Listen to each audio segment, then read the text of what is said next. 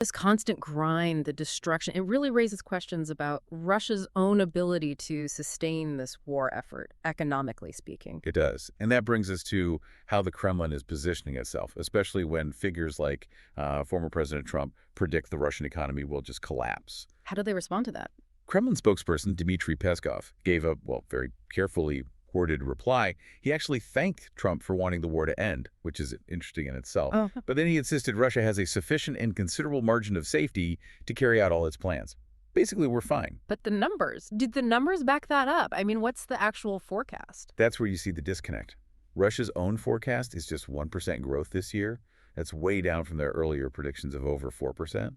And the IMF is even more pessimistic, projecting only 0.6%. 1% or less, that doesn't sound like a huge margin of safety. It doesn't. And here's a really telling point that often gets missed. Russia's nominal GDP, measured in US dollars, is about $2.2 trillion. Okay. That's roughly the same level it was back in 2013 before the annexation of Crimea. So you're looking at an economy that hasn't grown in dollar terms for over a decade while fighting this massive war. Wow, over a decade of no dollar growth. That's structurally significant. How do they explain that internally? Well, they spin the narrative. The official line is that the West is misreading the situation.